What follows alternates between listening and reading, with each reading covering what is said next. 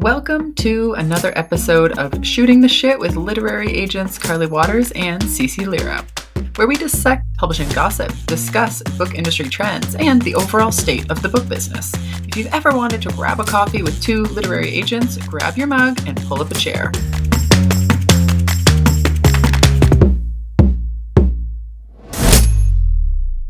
Hi, everybody. We're in the same place. Hello, everyone.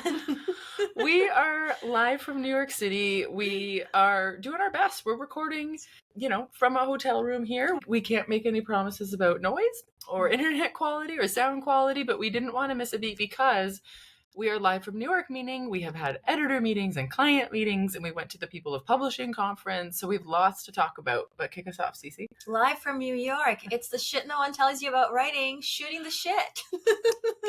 Shooting the shit about shooting the shit live in New York. Exactly. Oh, gosh. Hi, everyone. Apologies in advance to our editor, who will have a lot of editing to do in this episode, because I'm a klutz, and we are in a very precarious situation over here in terms of balancing our laptops, our microphones. We are doing our best, everyone. Thank you so much for bearing with us. So, okay, let's talk about our newsletter, because I have heard there's some really exciting things in our newsletter. You might remember that I think in one of the very first Shoot the Shit episodes, we discussed the author questionnaire. And a lot of you were like, yes, please, we want to see an example of an author questionnaire. Well, our paid subscribers will be able to see that in our upcoming newsletters. So make sure to subscribe. Please support us.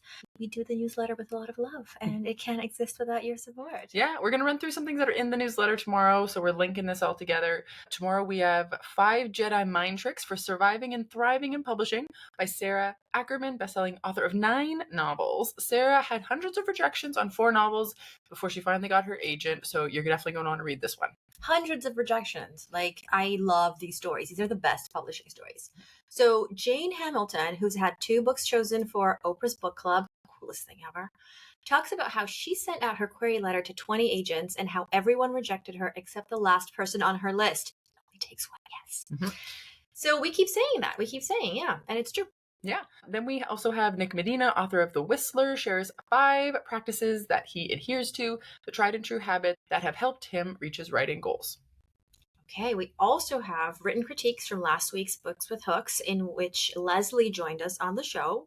We had a lot to unpack, much of which we didn't get to during the episode because, again, limited time. So you'll really want to see our written notes. And for those of you who are visual learners, I can't stress enough how awesome those visual notes are. Picture a Word document with line notes and actual practical, actionable tips. So it's really useful. So this is a Tuesday newsletter, which means it's a paid subscriber issue. So if you are not a paid subscriber, you go to substack.com/@theshitaboutwriting and subscribe. That's how you get access to the Tuesday newsletters. Yeah. And, for anyone wondering, why do we have a paid newsletter to begin with? This podcast is not cheap. And let me tell you, in the beginning, we were bleeding money. And I do mean bleeding. I still remember we all had to make this really significant financial investment for something we wanted to do early on.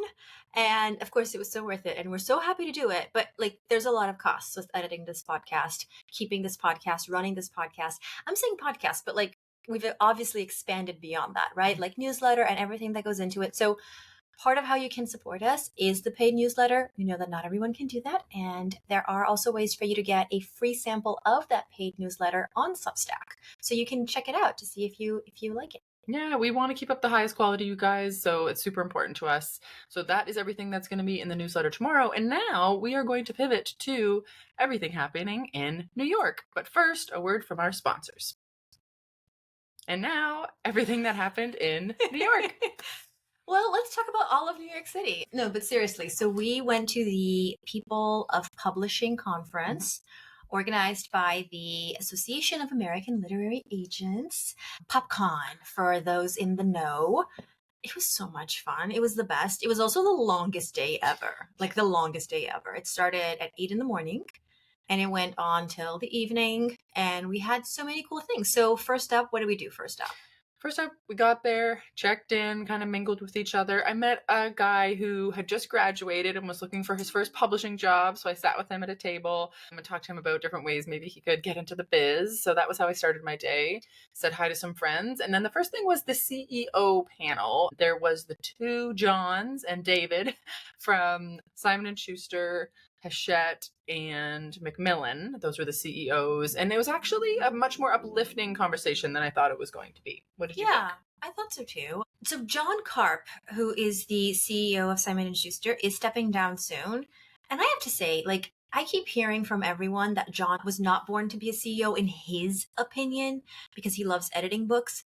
The man killed it on stage. He was so funny. Mhm. Like, I think he was born to be a CEO, but like, The best part was when they were like, ask us about the best part of your job. And he's like, guess what's coming out next Tuesday? And then plugging all the books, like plugging the books. He was born to do this. Like, Yeah. he's so good on stage, so Yeah. charismatic. Yeah. Like, he was the best. And and the other John just made such a heartfelt plea for just like literacy and how important it is in the book banning movement and how it's hurting the industry. So they all were I don't know, it surprised me, I guess, how upbeat it was because there's been years in publishing where things were a little bit down, I would say. So anyway, I thought it was a really upbeat CEO panel, which was great. I will say, though, we have to talk about, I would not be being fully honest if I didn't mention this. Do you know that statistic that there are more CEOs named John than there are women CEOs in the world? Yes. I feel like yesterday was a good example of that. Yeah. And yeah. The picture I took was just like white dude, white dude, white dude, and white dude, all four of them. There was a wonderful introduction from Regina and Lynn, both from the AALA, but the rest of it was just, the white CEOs dude. are all men, is Yes. what I'm saying. Yes. And they did a really great job. Like, this also has to be said. Would have been nice to have at least one woman CEO. Maybe someday. Yeah. Maybe next year we'll be recording this and be like, yeah, we do have a woman CEO now. Well, as you said, John's stepping down, so we don't know. There's lots of buzz, lots of conversation this week about who will be taking the CEO job. A lot of people said that nobody actually wants the CEO job. They said that to me too. Yeah. They said that to me too. So we're not sure about who actually wants this job or who's been offered this job. There were some names floated around. Yeah. Obviously, we're not going to perpetuate any gossip on this show. Wait, but like, don't say the name. But like, did you hear that there's that one person who really doesn't want it? Yeah. Everyone's like, she, and it's a she. It's a she. It is a she. She would be great, but she doesn't want it. And no. Okay. Well, I actually do think she'd be great. Yeah. But anyway, moving on from that, the next thing we did was a creator economy, right? Yes, the creator economy panel. Yeah. Exactly. And we both were looking at our notes now because we both made notes. We have notes. Yeah. We have notes. What do you think that you learned in that one? Okay, what did I learn? First of all, I was surprised by the fact that we even had the creator economy panel, like positively surprised. Because to me, that was excellent. It was really awesome to talk about Substack, Kickstarter, audio. I really enjoyed that. I don't know that anything was particularly surprising to me. One good myth-busting thing that I really liked, because there was, as you know, so many shifts in the creator economy over, however many years I've been doing this, but one of the things was a good reminder is when I started in publishing, people were told to kind of go dark before the book came out. So you'd like build up your platform, maybe you were on TV, and then it would be like go dark before your book launch, so that when your book launch happens, it's like, oh, it's fresh, it's popping, we're not like tired of this person in the media. Now we are telling all of our authors, and I think that makes sense when you guys think about it, but we're not telling anybody to go dark before the book launch. It's like steady chug, like lots of socials, lots of posts. You're not supposed to go dark. You're supposed to continue the momentum because you don't want the algorithm to kind of drop off and then have to like chug back up on the algorithm. So just a reminder, we don't go dark anymore before pub. It's just like go strong. Yeah, new world. I really liked also the fact that people on the panel reminded us that it's good to use Substack as a way to kind of like test the waters of a proposal. So as agents, when we sell nonfiction, we often build a proposal and then we sell that. And if you're like, I don't know, like maybe you're a creator and you're like, I don't know which book I want to do first. There's this book and that book. And you can maybe play around with your social media, with your Substack, and see what kind of engagement you get, like what your audience is responding to more. There isn't a guarantee that whatever your audience is responding to will be what editors want, but I did think the idea of like experimenting could be interesting, especially for sophomore authors whose first books did not take off. So that was a question that was asked, like, how do you measure how hot an author is, like whether you want to acquire something? And as we've discussed on this podcast many, many times, for nonfiction, you really have to be an expert. And if you're Mhm. writing your second book and your first book did not take off, how do you make a case to publishers that the second book will be different? Well, if you start, for example, a Substack and you didn't have a Substack before, that could be like a new thing, because editors could go in to the meeting and be like, well, okay, the first book didn't break out, but they now have a Substack and their Substack is doing really well. Or it's like a series. You like iterate on a series. It's like, oh, this series picking up, let's build that into a book. Or the series that you thought was taking up on your Substack as you serialize what you're working on doesn't really take off. Let's pivot and do another series on Substack. So you're not writing a book proposal on something where it's like not really hitting with your audience, which I thought that was good advice. Yeah, that was awesome. Yeah. I really like that. So then we went to the... Oh, I wanted to say one more thing about in-person events, because I think there was a big push, they said, to get back to in-person events. Obviously, this was a creator economy conversation. So this is about people who have platforms, obviously large followings, and getting people to events is obviously super important. So if you can get people to events, people want to be together. So just a great reminder, if it does work for you, if you have a large enough following to get people out and about, there's a lot of conversation about how to, work with partnerships and different ways to do that, because we had people from, Kickstarter talking about how they help people with book launches. The Substack people were there. So anyway, lots to think about as we kind of move into this post-COVID era of people spending so much time online and then wanting to be in person again.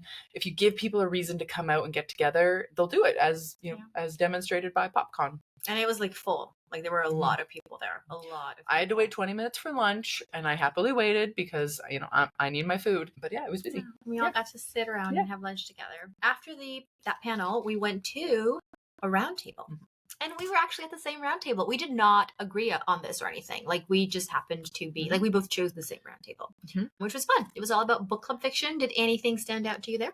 We all agreed it's still a very popular category, and we talked about what could work within historical fiction in book club. We talked about all the books that we kind of agreed were book club and the ones that kind of popped off this year. I was building a list on my other page of all the books that I have to go read and buy now. And what about you? So the first thing we talked about was how do you measure success apart from the list, right? Live one list everyone wants to belong to. Let's just be honest.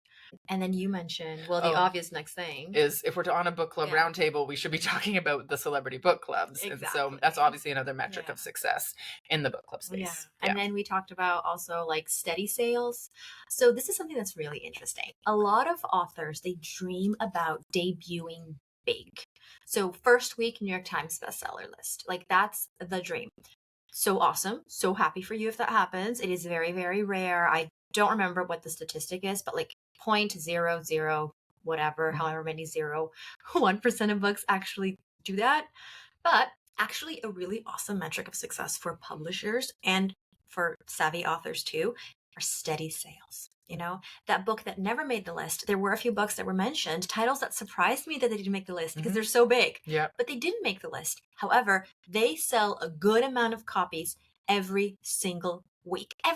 And they've been doing it since they came out. And that is so awesome for publishers. And it's awesome for authors because it means that when us as agents, we're pitching your next book, publishers are going to be like, yes, absolutely. They're going to look at your track record, see the steady sales, and they're going to be so excited to work with you. And one of the things we talked about is what makes a book club book, obviously. So we did talk about the kind of warmth and heart that's required for a book club book. As you guys know, I always say a book club book needs to be a book that people want to talk about, because a lot of people think they have a book club book and it's do they really? But some warmth and some heart were some other things we talked about. Yeah. And then, so Sarah Canton was leading the roundtable discussion along with Michelle from Trellis. And Sarah asked a really cool question, which was, how do you know, as agents, as editors, they're both at this round table, but how do you know when something's good? When you're considering a submission, whether at the acquiring editor level or agent level.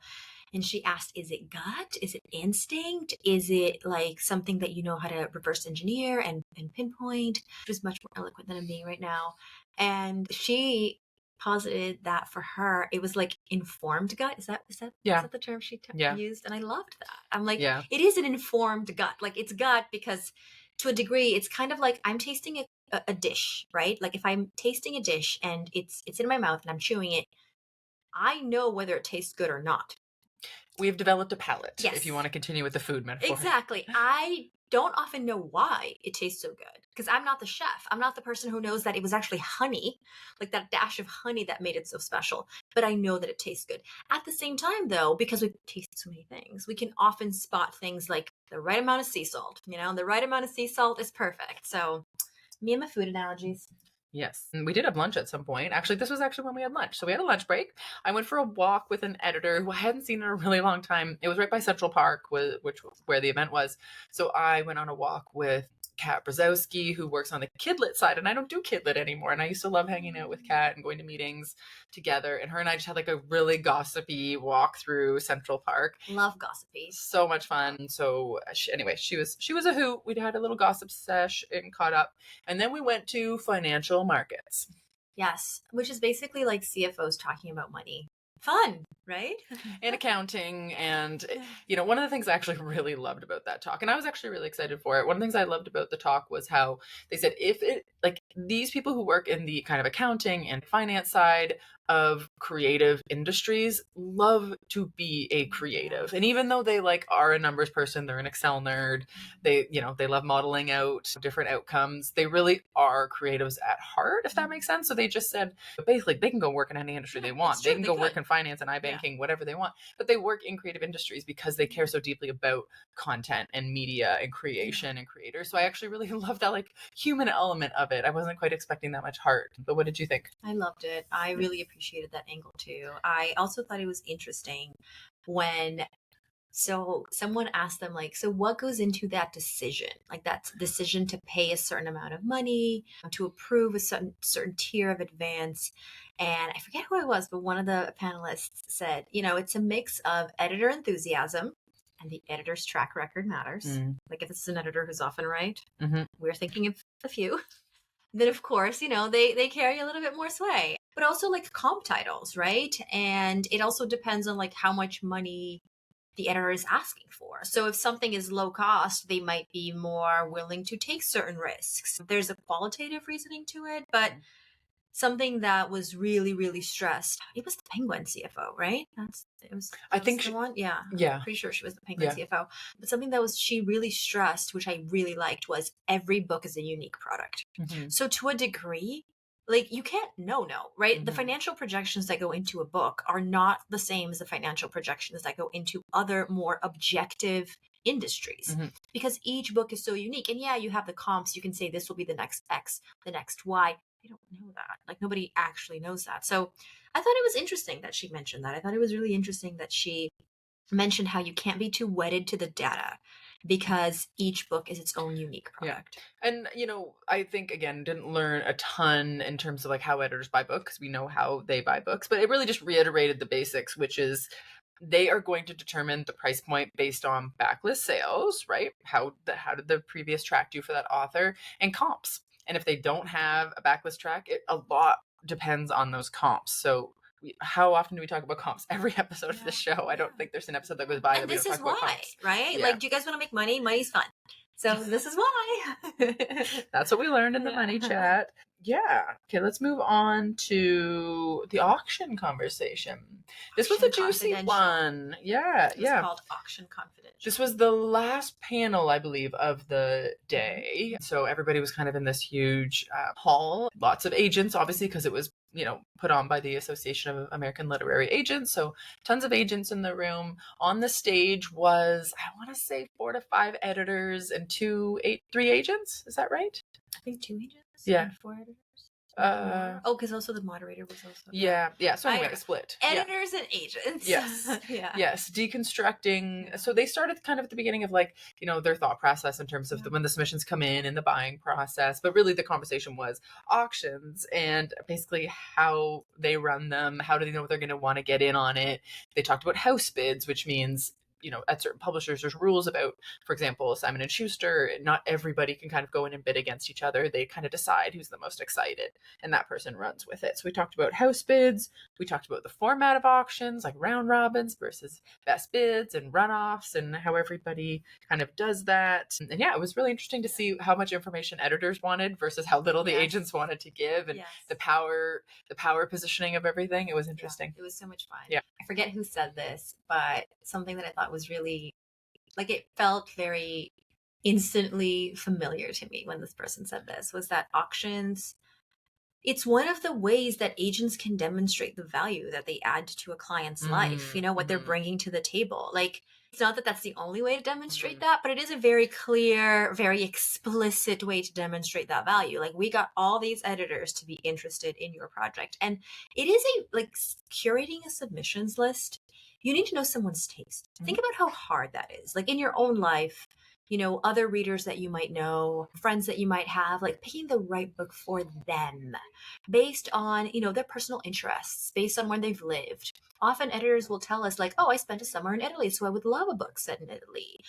My husband's from Ireland. I'm from Arizona. I want books from these two places. I love books about food because my grandmother used to cook all these awesome recipes.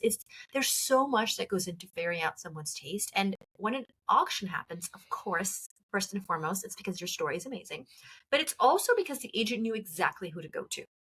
And that was really interesting. And there's high demand. We talked a lot about like, how do you determine what the market value is for it? What does one editor want to pay? They talked about the example of like, maybe somebody sees this as like $100,000 book, but they know somebody else is going to see this as a $500,000 book. So like, do they want to go through all of this process just to kind of not be in the running in that sense? And they talked about how much work auctions are. They are a ton of work because the editors have to pull together like all of this data, talk to their bosses, get all the reads, do the call with the author and the agent. Again, pull together all of this data, put the offer together, and go through all of the rounds. And it's emotionally and physically taxing. It really is. It really is. Yeah. I really got the sense that like editors really wanted clear rules and a sense of finality. Yeah. Like, what are the rules of this auction? I want it to be really clear. And I want, like, they don't want it to potentially be able to go on forever and ever and ever. They want to know when it's going to end.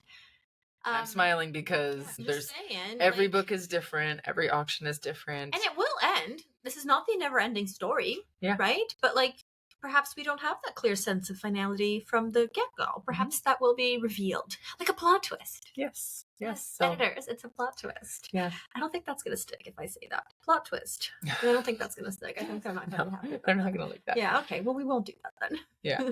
But yeah, so that was kind of the rundown. Did you have any like greater takeaways from the day? No, I thought it was really good. Yeah. I thought it was really, really interesting. Yeah. Just felt grateful to be in the room filled with people who also love books. Also want to work with stories and storytellers, and it was awesome. Yeah, it was good. And then CeCe and I have also been very busy doing meetings at all the publishing houses, seeing clients. Yeah. I had a TV film meeting, which was great this week. So we're very busy. Yeah. For the meetings, this is my favorite part.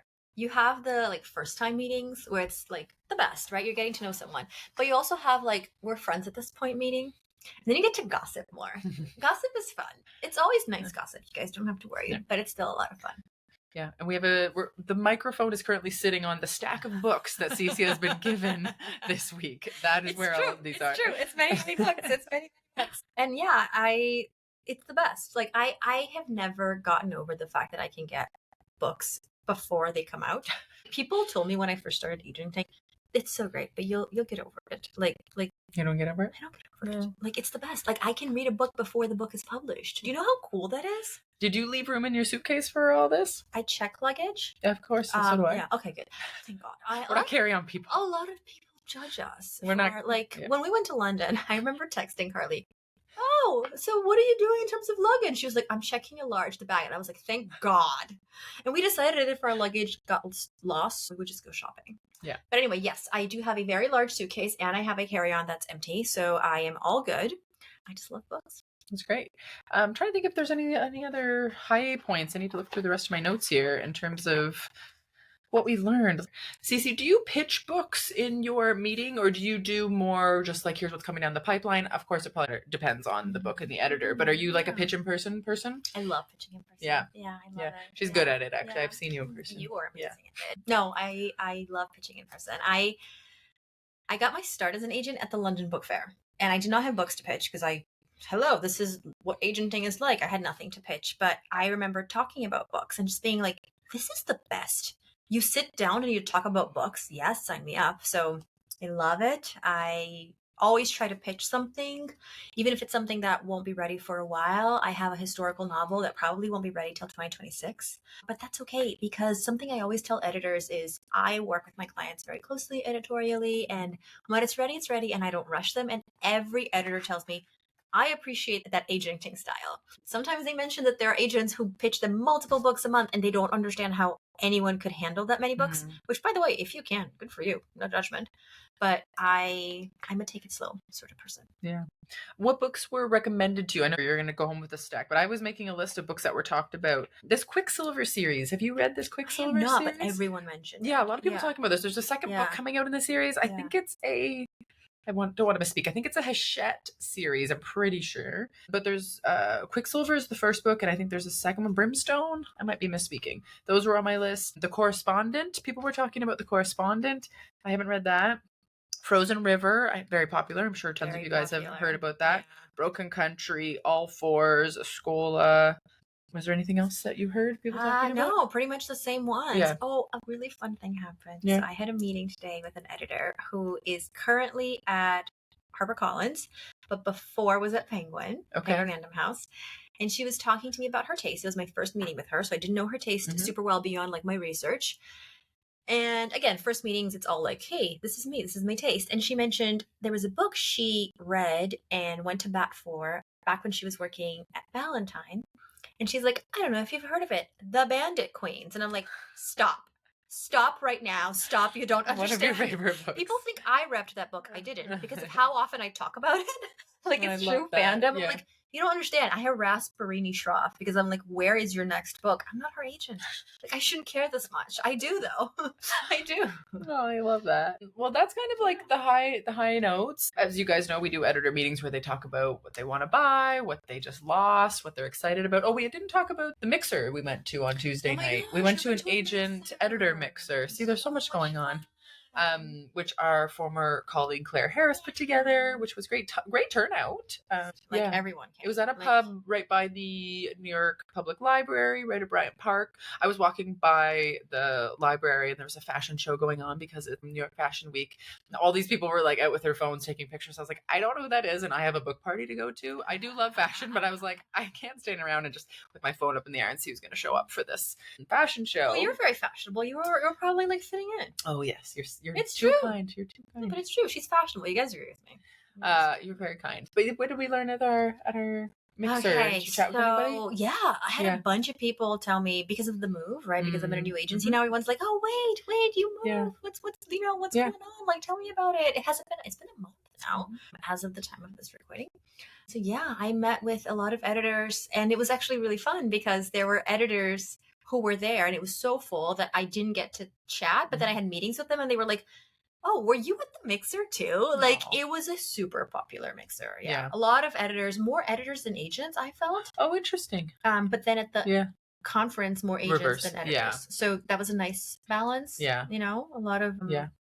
It was great. Well, I feel like it was such a good homecoming this week of seeing so many agent colleagues, editor colleagues, so many people just like out and about in a way that they hadn't really been in a long time. So I have had a great week. It is Thursday evening when we're recording this. I still have 2 meetings tomorrow. I'm having breakfast with my client, Jane Healy, who wrote The Women of Arlington Hall, which you guys know was my Billboard book. So Jane and I are going to have breakfast. And then I am having a matcha meeting with an editor. And then I fly home tomorrow afternoon. Yeah.